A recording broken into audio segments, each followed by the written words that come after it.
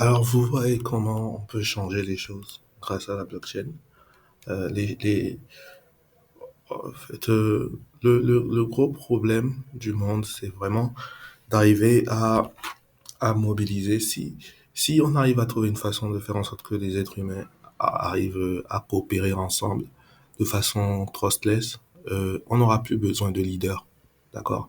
Les leaders, c'est des gens, vous voyez, en fait, quand vous avez une communauté de personnes, on a besoin des fois de faire des choses en communauté.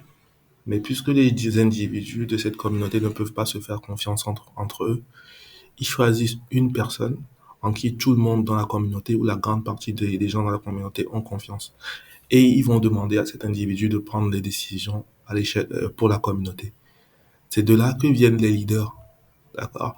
Mais disons qu'on trouve une façon de faire en sorte que les gens au niveau de la communauté, les individus au niveau de la confiance de la communauté arrivent à se faire confiance.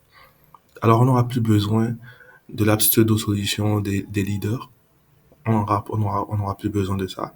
Et avec la blockchain, on a absolument une façon d'arriver, de faire en sorte que les individus dans une communauté arrivent à coopérer, arrivent à mobiliser des ressources, sans qu'il y ait de fraude. D'accord? Donc avec ça, on peut réellement résoudre les problèmes sans devoir avoir recours à des leaders. On sait très bien en Afrique le problème qui vient avec les leaders, avec des gens qui veulent pas partir du pouvoir et qui volent le peuple, qui torturent le peuple et qui mènent des deals dans le dos du peuple pour voler encore plus le peuple.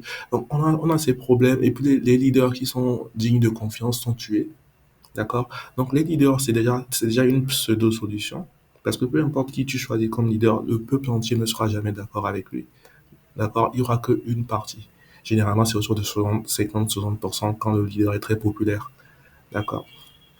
Euh, voilà. Mais le reste du peuple, les 30-40% restants ne seront pas d'accord avec le leader. Donc, la solution du leader, c'est une pseudo-solution. Et en plus, le leader est vulnérable soit à la corruption ou soit à un assassinat. D'accord? Avec la blockchain, on n'a pas besoin d'avoir recours à des leaders. On peut utiliser les value pools ou les DAO pour permettre aux individus de la communauté de pouvoir mobiliser des ressources sur différents problématiques, sans avoir besoin de se faire confiance et sans avoir besoin d'un leader. D'accord? Si vous rejoignez un value pool, il n'y a pas de leader. Il n'y a pas quelqu'un qui est là qui prend la décision. Bon, il y a différents types de value pool, mais il y a des value pools qui ne demandent même pas de leader. D'accord? Le value pool pour mobiliser les 500 000 troupes dont je vous ai parlé dans la précédente vidéo, bah, ça ne demande pas de leader. C'est 500 000 individus. Et comment ça se passerait concrètement? Le bruit court, ça passe sur TikTok, ça passe sur les réseaux sociaux. On dit, ouais, les Africains veulent prendre leur destin en leur propre main et vont tous rejoindre un DAO sur la blockchain et mobiliser des ressources pour pouvoir apporter la paix sur leur propre continent. Et le bruit court, comme ça, des gens entendent, sont séduits par l'idée, rejoignent le DAO. Et ça peut être des Africains, ça peut être des étrangers qui rejoignent le DAO et ils mobilisent tous les ressources. Et avec ces ressources, on lève les troupes. Les troupes apportent la paix et ensuite, on arrive à mettre une mainmise sur nos ressources et à bien les distribuer. Et voilà, tout est changé. D'accord. Il y a plusieurs théories sur comment l'essor de l'Afrique serait la ruine de plein d'autres États. Donc, si on arrive à faire ça, il faudrait s'attendre à ce qu'il y ait des ripostes. Donc, si on mobilise une armée qui est suffisamment forte et qu'on évacue les troupes étrangères de nos territoires, je pense qu'on aura largement les moyens de pouvoir assurer notre défense et de pouvoir faire face à toute riposte étrangère. D'accord? Donc, le vrai problème, je vois les gens poser des questions sur comment on change l'Afrique, comment on améliore la situation des gens.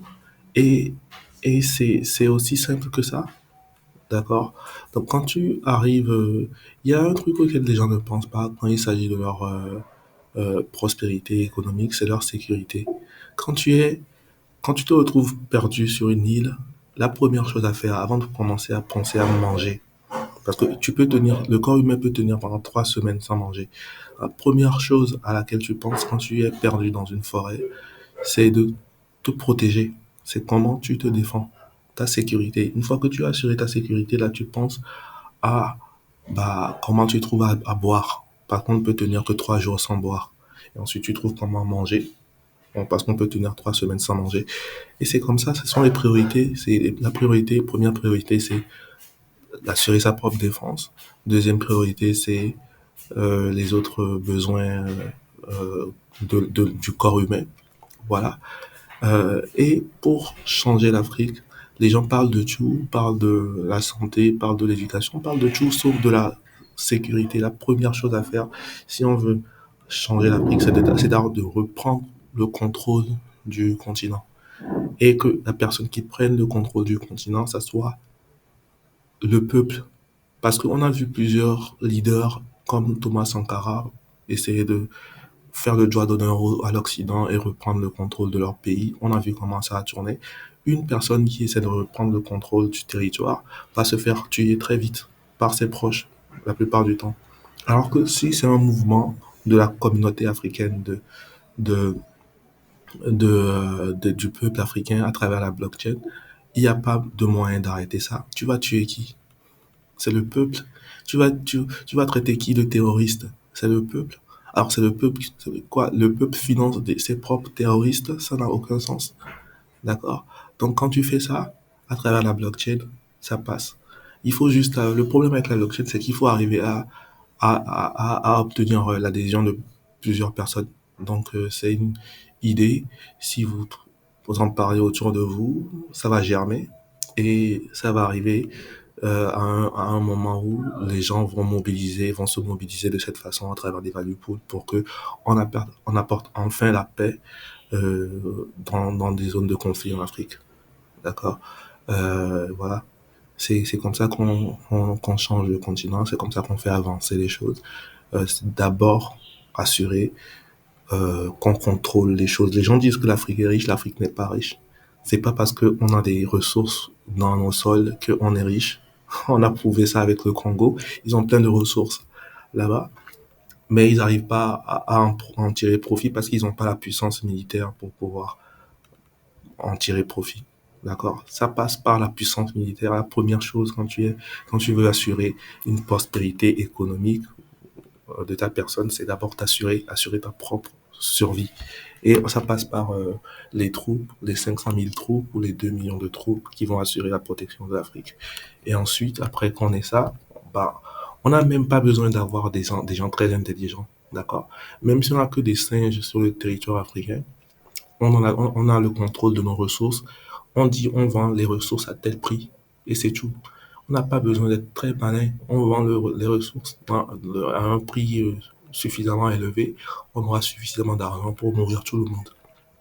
On n'a pas besoin d'ingéniosité, de créer des trucs extraordinaires. Les pays qui ont besoin d'ingéniosité, c'est les pays qui n'ont pas de ressources. Donc, ils sont obligés de dépendre que de la ressource humaine. Les pays qui ont suffisamment de ressources sur leur territoire, ils ont juste besoin d'assurer la sécurité de ces ressources, de protéger ces ressources. Et après, ils peuvent vendre ça.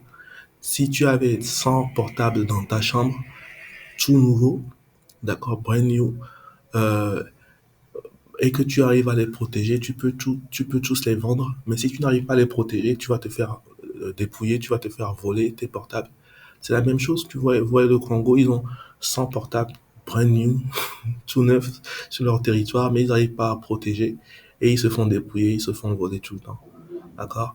Et le fait de crier au vol, ça ne change rien. D'accord? La façon dont on s'assure que on arrive réellement à profiter de nos ressources, c'est la puissance militaire.